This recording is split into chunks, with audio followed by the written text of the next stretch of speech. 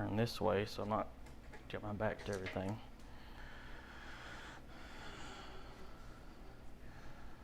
Okay, we'll give it a minute because I'm afraid that I'm not going to have a good enough signal since I don't have Wi-Fi here for it to actually be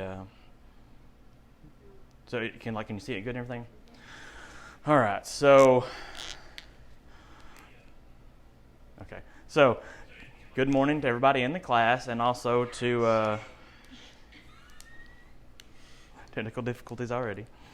Then anybody who decides to watch this video later. So as we talked about last week, we went into the underworld and we were talking about what the underworld contains. And now we talked about this a little bit in my class a few weeks back, and that kind of sparked that lesson. During that as well, if you remember, I don't know if it was Chloe or maybe it was Alyssa, was talking about the lake of fire. We were trying to figure out what the lake of fire, how that was different stuff. So now we got a lesson. We're going to be going into the difference between hell and the lake of fire, and there's also a lake of fire and the lake of fire. So we're going to go in that today. But I'm going to do a quick little rundown, which kind of just describes hell. I'm going to put some references of stuff where you can find everything. And if the people who watched the video last week, then it'll be kind of just a refresher. People who didn't, then it'll make more sense to you by the time we're done. So we're going to start off in the book of Revelation, chapter 20. Anybody who is willing to flip there. I'm not going to ask Jens to read today since I'm the one who has the mic, so that's good. We're going to be Revelation chapter 20. I'm going to write this down. This is the bad part about actually having a board because I don't have slides to put just for my verses. Sounds like I'm going to have to get a Promethean board in here. All right, so we're going to be in Revelation 20. We're going to be through verses 10 through 15. All right, this is a long one. I guess I'll get started. Okay, so and the devil that deceived them was cast into the lake of fire and brimstone, where the beast and the false prophet are, and shall be tormented day and night forever and ever.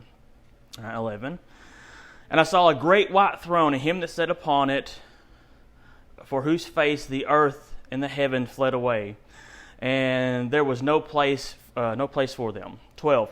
And I saw the dead, small and great, stand before God, and the books were open, and another book was open, which was the book of life. And the dead were judged out of those things which were written in the book according to their works. And the sea gave up the dead which were in it, and death and hell delivered up the dead which were in them.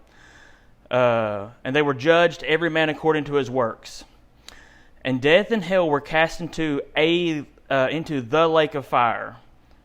And this is the second death. And then 15, see, I caught myself there. I said a lake of fire, but it refers here as the lake of fire. And whosoever was found not written in the book of life was cast into the lake of fire. So keep paying attention to when we talk about when we get to that point, and a lake of fire. So let's see. As you can see, the Bible clearly refers to hell and the lake of fire as two different things. I thought somebody was at the door. The word hell is found 54 times in the King James Bible, and the phrase lake of fire is found 4 times in the King James Bible. The word hell with the word fire, as in hellfire, is found 3 times. Some people deny it, and some people try to water it down. We're talking about just the existence of hell. But the fact of the matter is, the Bible teaches that there is a little burning place below our feet right now that's called hell. And as we learned last week, we talked about it. We're going to go into it real quick here in just a minute anyways. And again, as we learned last week, there's a little burning place underneath our feet called hell, and that's where the wicked and the damned go to pay for their sins. Because they refuse to accept the payment that Jesus made for us. To figure out the difference between hell and the lake of fire, we first need to understand what each of them are. So what is hell? Well, if you didn't see the last week, we're going to go into it again here, and we're going to talk about what hell is. So we're going to turn to Psalms chapter 9. We got to go up here.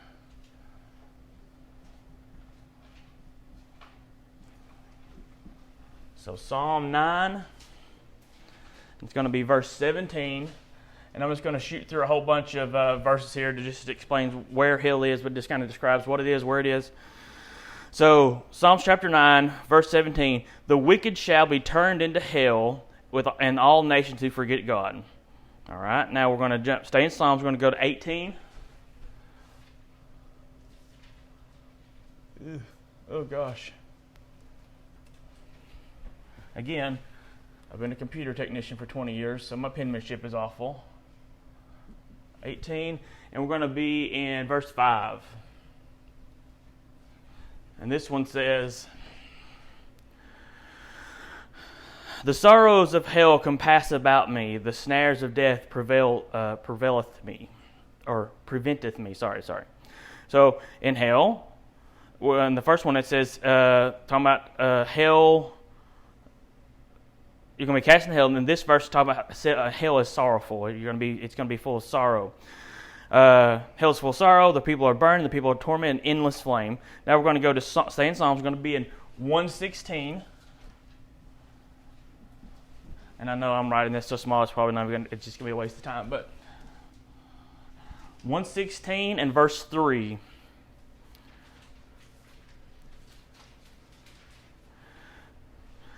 (116) and verse 3 of Psalms. The sorrows of death compassed me, and the pains of hell gat upon me. I found trouble and sorrow. So sorrow and pain, right? I'm gonna go to. This is only 6 pages long, so. All right, now we're going to go to Proverbs, chapter 27. Proverbs 27. See, if I can lay my hand on the board, I'm doing all right. It's just being left-handed and trying to write on a board is rough. Proverbs 27 and 20. Proverbs 27 and 20. Hell and destruction are never full, so the eyes of man are never satisfied. All right. Hell is more than just a curse word. Here it says that hell is never full. And why is that? Well, it's because more and more people are dying and going to hell without Christ. We learned last week, if you were with us, that in order to accommodate all these non-believers that are going to hell, that hell has to enlarge her borders, which we'll touch about that again here in just a minute when we get down into it. Actually, let me start here real quick. So, tell you what. I'm just struggling today, I guess. All right, so up here, it's going to be the quick lesson, right? Up here is the overworld. This is like Earth. This is where we are, all right? So we're up here. Got to draw my stick figure guy. He's up here hanging out. Okay, he has troubles. And then down here below, because as you're going to see, we're going to see 2 different places down in the underworld. And then one of them we're going to learn here in a few minutes. It's called hell. And the other one is called... Oh, there's an A in there somewhere. Okay. Oh, goodness. You can get the gist of what I'm saying. It's Abraham's bosom. Then I got to draw my red fire stuff here. There's fire everywhere. And then we're also going to read here in a few minutes that there's a great gulf fixed between the 2 places. All right? And then this is going to be the Old Testament. And here, got to add this too. When Jesus died, we're going to talk about here in a few minutes too, that changed the way the stuff worked. So, in the Old Testament, this is back here, we're in Adam, all right? Then we have up here, we have the crucifixion. So, in the Old Testament, real quick, because I didn't have this in here. So, real quick, the Old Testament, if you died and you didn't follow God, you didn't keep His commandments, you didn't try to be a godly person, you didn't offer up blood sacrifices for the remission of sins. When you died, you were judged and you went to hell. And we'll read some more passages in a minute. That's where the rich man and Lazarus, that story, I think it's in Luke. The rich man opened his eyes, he was tormented in hell. He looked far across and seen Lazarus in Abraham's bosom, and he asked him to go dip his finger in the water to cool his tongue. And then he said, He could not because there's a great gulf fixed between them. So the people in hell and the people in Abraham's bosom in the Old Testament, they could see each other back and forth. And you could see people, and they also called this paradise. Called that paradise. And they also called it Elysium Field in like the old ancients, but I don't know how to spell that. I don't have it with me right now. But from paradise, they look over in hell, and they would see everybody on fire and burning. And the people in hell would look over into paradise and see how happy and peaceful and everything was, and it was just more torment, like mentally torment. So then, but because of this, you only had remission of sin. And Jasmine made a really good point. It's probably the best analogy I've thought of it. You had sin. Remission is like having student loans, and you're deferring your student loans back to pay them later, right? So they still had debt. They're just not having to pay it right now. The debt wasn't paid until Jesus came, and he died on the cross, and he paid the blood debt to remove the sin. So we couldn't actually ever get up here to heaven, right? Because this is the third heaven, and we're going to talk about that here in a second too. This is the third heaven, and this is where God dwells. So we couldn't get there because we were still staying with sin, even though the debt was pushed back. It was deferred. It was remission, right? So until Jesus died on the cross at Calvary and paid the debt with his blood, the blood sacrifice, because back then you would use the blood sacrifice of an animal to push the sin back through to have the remission. Jesus was the perfect sacrifice. It was the last sacrifice that needed to be done. So once that happened, that changed things. And from that point on, well, if you remember in the Bible, in Matthew, he talks about when he died, he went into the earth. What he did was he went into the earth. He gathered up all these people who couldn't go to heaven before because he hadn't come yet. Well, he gathered them, so he came down, gathered them. He came back up to the overworld, to earth. He brought those people with him, and he gave them back their natural bodies. It says when Jesus died, the tapestry in the temple ripped in two, right? It also said the graves of the ancients of the saints of old burst open. So he went down to the underworld, to Abraham's bosom, grabbed them, brought them back. The graves burst open. He gave them back their bodies. They walked around the town and the city for up to 40 days while Jesus was walking around and meeting with the disciples and stuff. But those people who died came back with him and just walked around and were talking to people, and people were witnessing all this. Then he took them and ascended back up to heaven. All right. From that point on, now and it's good to know that I didn't know this before. But the New Testament doesn't actually start in Matthew, Mark, Luke, and John. It's actually to the point of those when Jesus dies. Because the New Testament has to start, you have to have a death of what they call a testator. And Jesus was the testator. So all those books are still technically Old Testament until the point where Jesus dies in those books. Excuse me. And then at that point, then it's the New Testament. So before that, they're still everybody else is still under the law and all the Ten Commandments and stuff. So at that point, they go down, you can get saved, trust in Jesus, you get to go to heaven. At that point, Abraham's bosom was emptied out. It was cleared out, right? And you didn't have remission, you have redemption of your sins. So, no more remission. Remission's gone. You got a stimulus package that paid off your debt. So now, but this is empty void now. And like we just read, hell enlarges her borders. It says the hell opens up her mouth and enlarges her borders.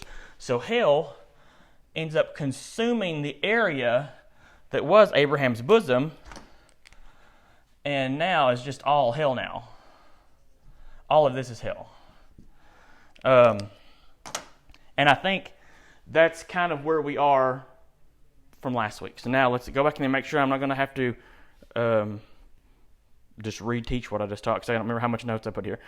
Let's see. So it is our job as Christians to try and spread and teach the gospel to the lost and dying world with love and compassion. Some people might say, how could God send people to hell? But that's just the thing. God doesn't send anyone to hell. They send themselves to hell. They send themselves to hell by not believing and accepting God's offer of salvation through Jesus Christ. God, through Jesus dying in our place, keeps us from going to hell. So if we go to hell, it is of our own accord and our own choice, and we cannot blame God because it's our own stupidity that's caused this in us there. So now let's turn to Matthew 5. Going to go to Matthew. Ugh, that is definitely a 5. And we're going to be in verse 22.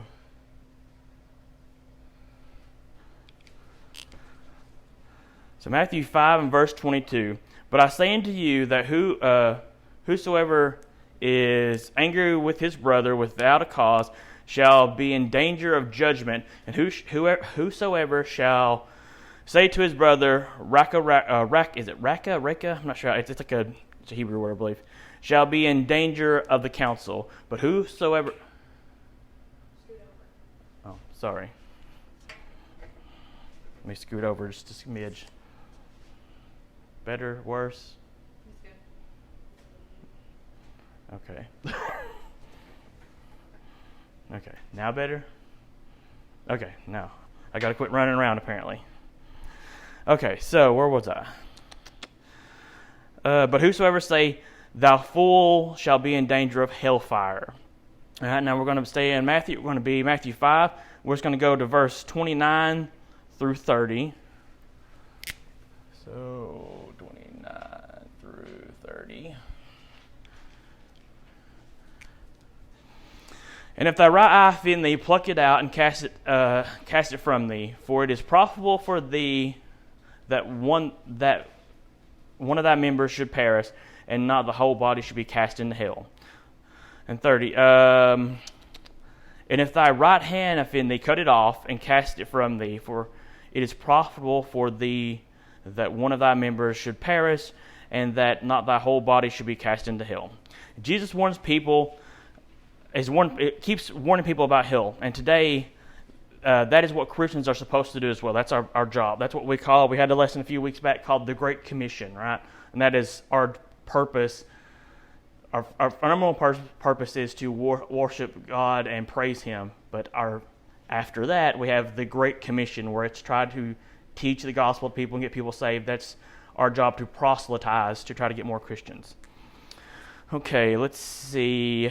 We're going to go to Matthew. We're going to stay in Matthew. We're going to go to chapter 10.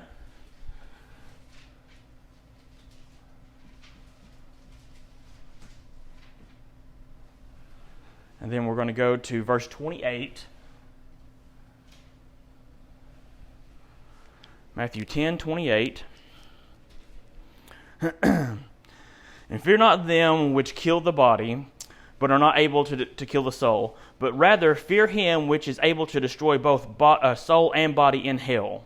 All right, so that's interesting. We're going to talk about that here in a few minutes too, if we can get there in time. If not, we're going to have to make a part 2. So as we mentioned before last week, hell is a place where the soul goes. Again, so your soul is in your body when you're alive. And then I didn't have my grave before, but there's a grave under here. You die. Your body goes to the grave. And then your soul would go to the underworld, one or the other, depending on if you were wicked or a just person. Now, your soul's in your body, you die, your body goes to the ground, your soul either goes to hell if you're wicked, or it goes to heaven if you trust in and believe in Jesus and are saved. So we're going to flip over to Psalm 16. Oh gosh.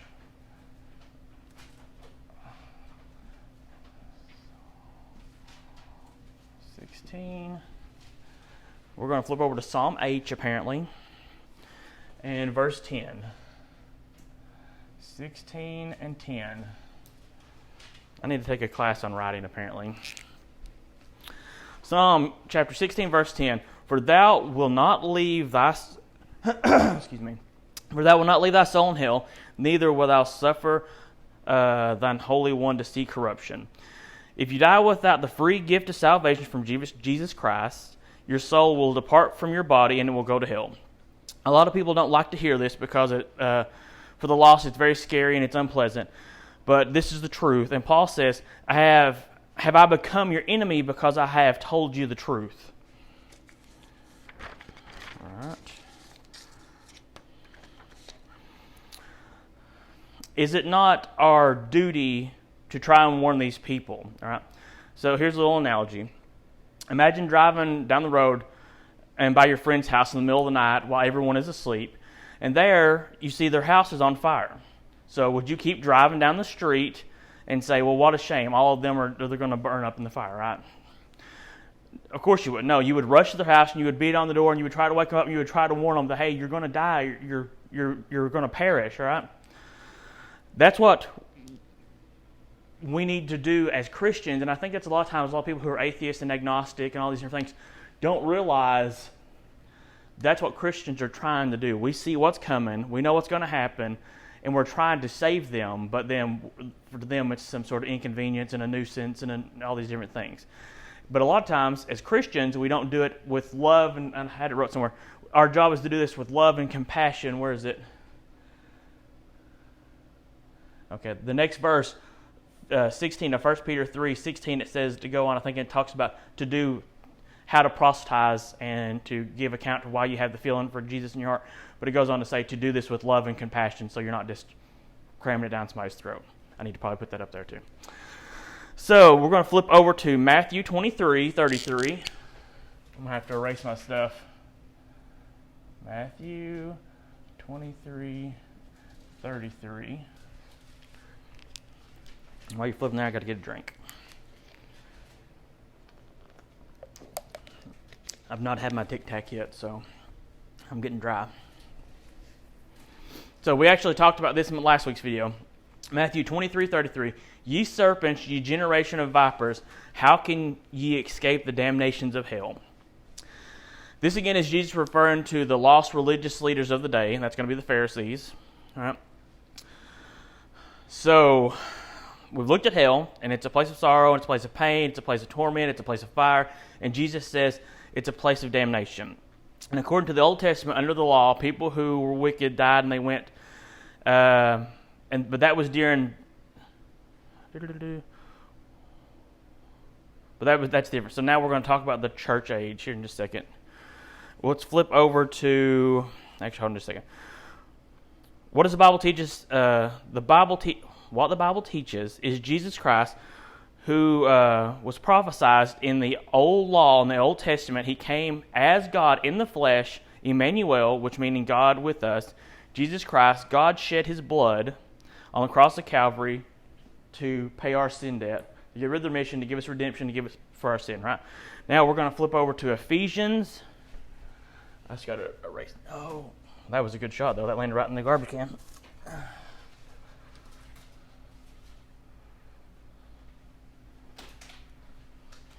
Okay, we're going to be in Ephesians. And that is going to be 1:7. Chapter 1, verse 7. Ephesians 1:7. In whom we have redemption through his blood, the forgiveness of sin according to the riches of his grace. So again, it's about the blood. Right? In the Old Testament, you had to have the blood sacrifice for remission. Jesus came along, the testator, to create the New Testament. His blood paid our debt and gave us redemption for our sins. Okay? And again, this is where am I at? I keep getting lost, sorry. So you have to come through the blood of Jesus Christ, redeeming your soul and obtaining the forgiveness of your sins. It's hard to understand why anyone wouldn't want to be saved. Some people may have just heard of Jesus and they may not have heard of Jesus and what he's done. All right, well, that's part of our job as Christians to help spread that to a lost and dying world. Well, maybe they say that they can't believe in something like that. Okay, well, that's okay if you don't want to believe, or if you want to make fun, or if you want to mock, or if you want to mock and make fun of those who do believe.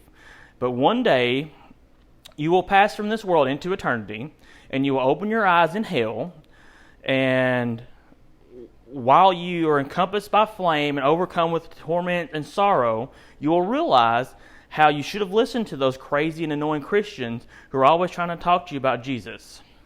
I once heard a pastor say that there's not any atheists or agnostics in hell. And of course, that gets everybody's attention, but it's true.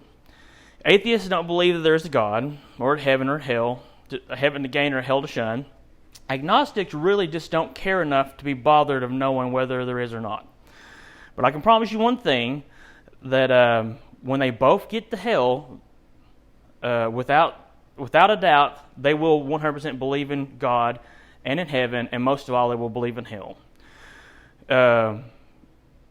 You will be a believer one day, whether you want to or not. So you might as well be a believer now, when you can address the issue of your eternal life and where you're going to be spending eternity. And this might prompt someone to ask, well, then where is hell, which we already discussed last week, and we kind of went into this, but I kind of just jumped ahead there, so we're not going to worry about that right now. I am going to give you another verse or two that kind of shows. We're going to bounce around a few different verses here, and then I'm going to I've got like 2 pages of actual lake of fire. So, Proverbs, I'm not even going to write this down, I'm just going to go through. So, Proverbs 15:24, the way of life is above to the wise, that may depart from hell beneath. So, again, it's talking and saying hell is beneath us. Hell is beneath. Actually, I'll write these down just me one. That was Proverbs 15:24. Proverbs 15:24. I'm just going to go a little faster. Now, and this one's Isaiah 14:9.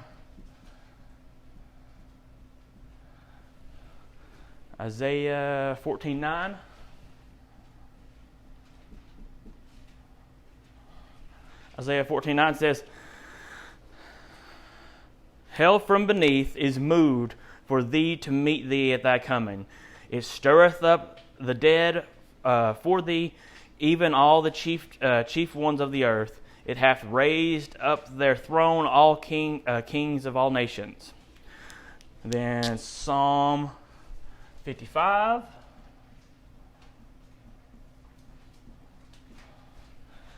And 15. 55 and 15. Let death seize upon them, and let them go down quick into hell. For wickedness is in their dwelling and among them. So going quick down into hell. All right, Proverbs 5:5.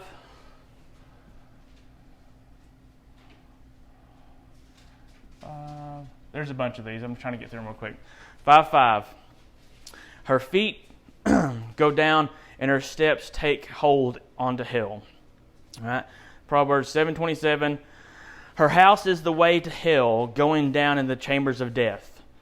I'm just going to go through them real quick. You just don't have to try to follow. If you want them, I can just send you the stuff, and you can look them up later and bookmark them and stuff. Isaiah 14:15. Yet thou shalt be brought down to hell, to the sides of the pit.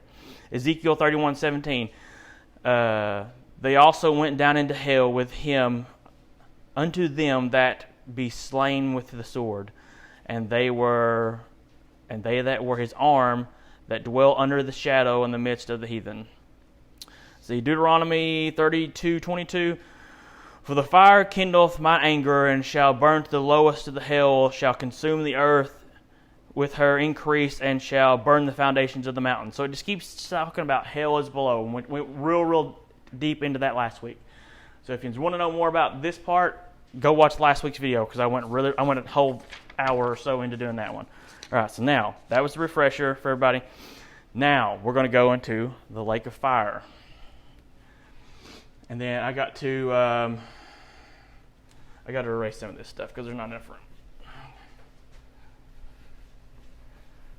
And again, we're going to be talking about a lake of fire, and we're going to talk about the lake of fire. I'm going to wipe this stuff off. Okay, so we're going to now we're going to investigate the lake of fire. The phrase lake of fire is 4 times in the Bible, and those are found in the book of Revelation. So we're going to go to Revelations 19:20.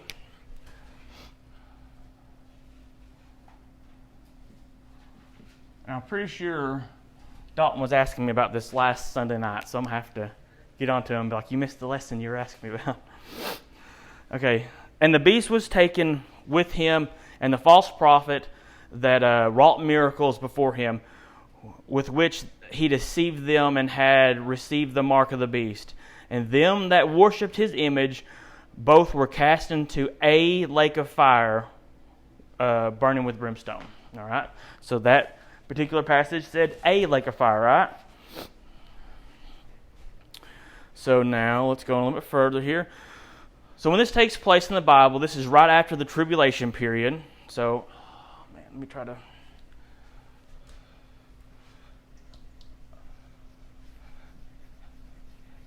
Tell you what, I really wish I had a digital way of doing this still. When I did it at work last week, it was so much easier.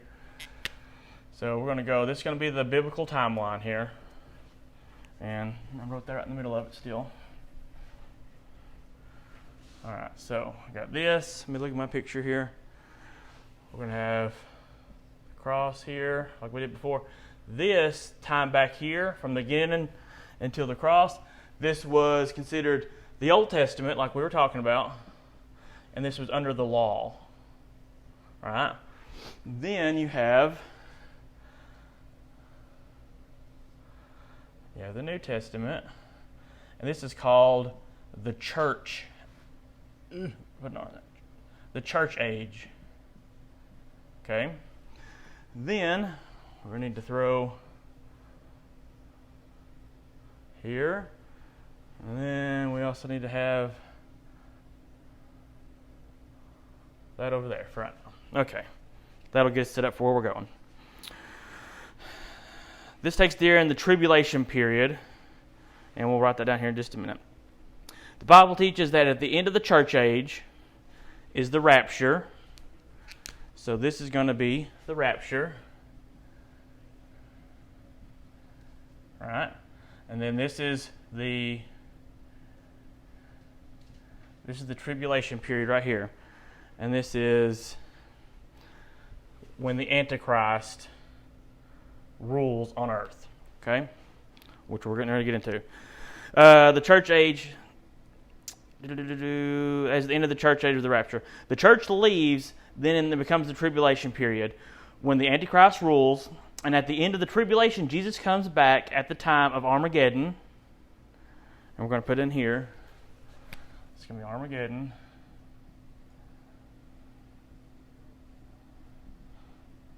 Armageddon.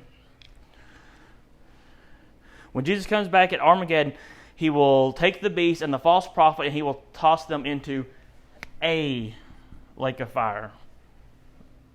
A lake of fire. Okay, this next passage we're talking about, the lake of fire, and the devil is when the devil comes out of a lake of fire at the end of the millennial period. So, try to give you a quick rundown here. Old Testament law, Jesus Christ, crucified, changed everything. New Testament, the church age. In the church age, we have the rapture. Jesus comes back, grabs the church, goes up, leaves everybody else who's not saved here on earth for the tribulation, and that's when the Antichrist is going to be ruling over. This is going to be broken up into 7 years, all right? This is a 7-year tribulation. You have a 3.5 and then a 3.5 over here. And the Bible talks about the first half is going to be bad, then it's going to get a lot worse the second half. Okay. So at the end of the millennial reign, the kingdom, he tries to deceive the world, and God throws him back into the lake of fire. So there is a lake of fire here on earth. So essentially what this is talking about. I know this is going to be super confusing. So, kind of going back to what we were saying before, we have hell, right? This is hell. But this is also referred to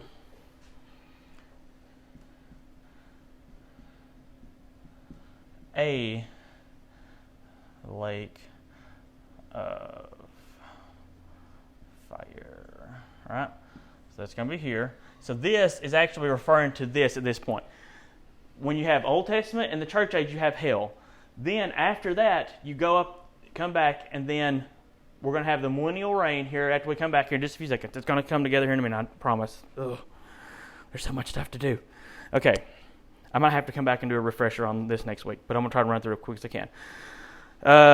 On earth, and the lake of fire will be there for 1,000 years, or a lake of fire will be there for 1,000 years. So in Revelation, we're going to be in 20, and it's going to be 7 through 11.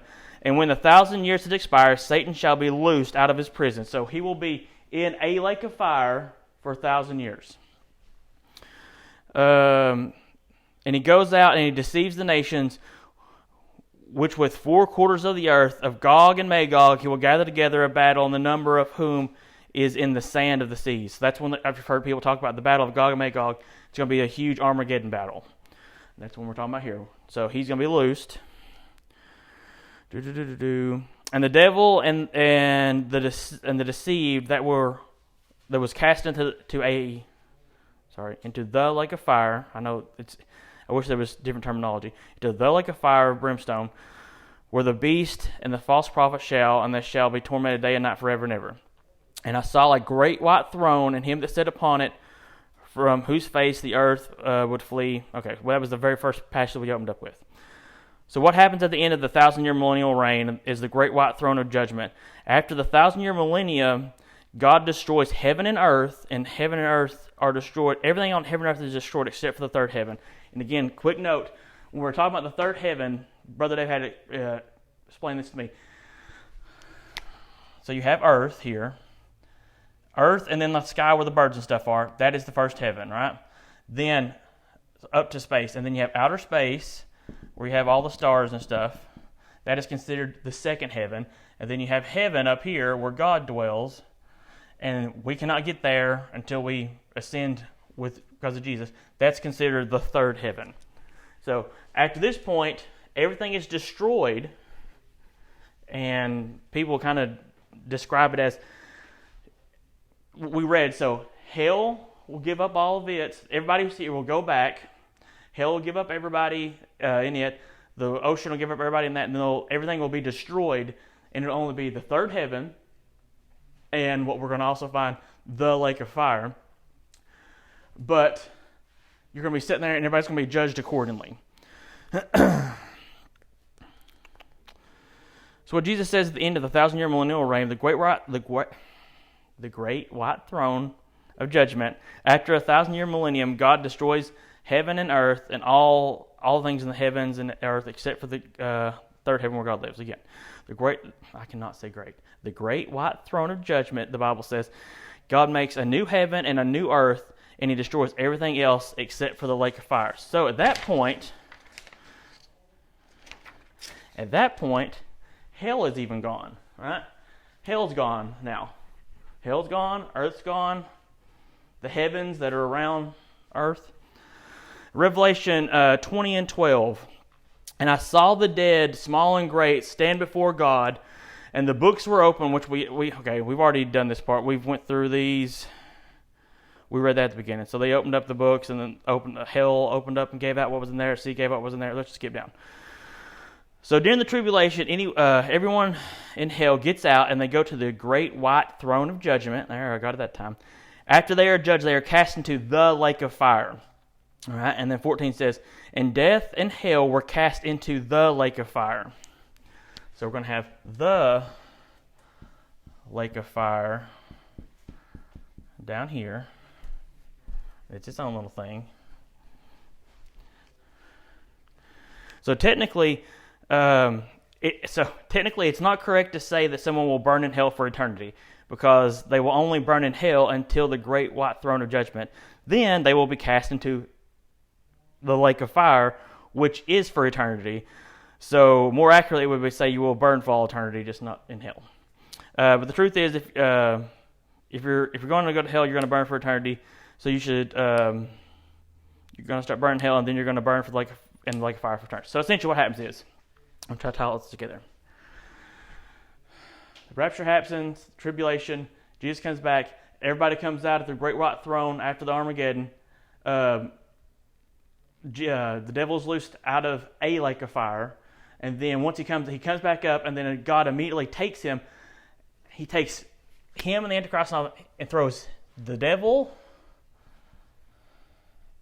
Antichrist, and the prophet into the lake of fire. But he also says he throws a lake of fire, which is what was hell during that particular period, into the lake of fire as well. So essentially, from what you can understand, is like the third heaven and the lake of fire are going to be kind of how the third heaven is outside of our realm, almost like a different dimension or something we can't get to. That's how I feel the lake of fire is too. So it's not going to be like in outer space or something. I think it's going to be something outside of our realm of possibility to get to. Like you'd have to be something, either God goes there, God sends you there, something, they're going to have something intervene from God. So God throws the devil and a lake of fire into the lake of fire, and that is the second death. And then we'll also throw in part, then that's going to be when New Jerusalem comes out from heaven, and then that's where we reign.